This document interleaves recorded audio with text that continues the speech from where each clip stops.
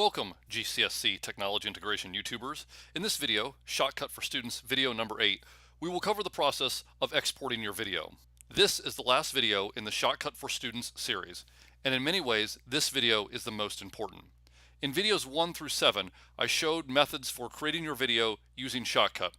In many of those videos, I stressed that it is extremely important to save your project and to not delete any files that are associated with your project. Until you follow the instructions in this video for exporting, you actually don't have a movie. What you have is a file that is associated with a movie making software. So if you don't complete this step, you will not have an actual movie. The process for exporting is very simple. If I'm ready to turn this into an actual movie, I must click the export button. When I click the export button, the export panel will show in this area right here. Your video will be exported as an MP4 file that can be played on almost any video player. You will click the Export File button, and the computer will ask you where you would like to save this video. As a best practice, I would save this in the same location where you saved the pictures and the video clip that you imported originally to make the movie. So in my case, that is on the desktop, and it is in a folder called Example Shotcut Video. And I will double click that to open it. And I would like to give this a name different than the movie file. So you can see that my movie file right here is example video editing. I like to call this exported or rendered. Rendered is just another name for exporting, so that I know that it is the final video that encompasses all the changes I've made and represents my final work. So I'm just going to call this exported. I will click save.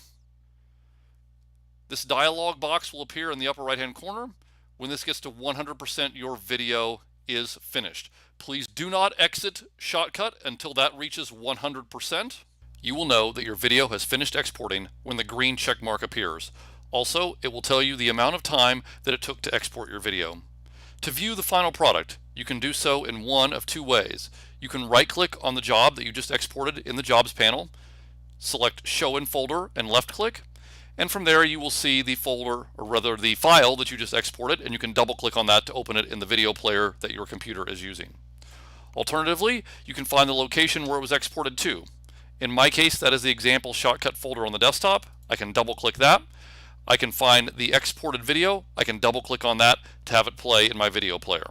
Even after you've exported, I would encourage you one more time to go back to Shotcut and make sure you save, just in case there's any problem with your video or you want to go back and edit anything later on and re-export, you have a final saved version.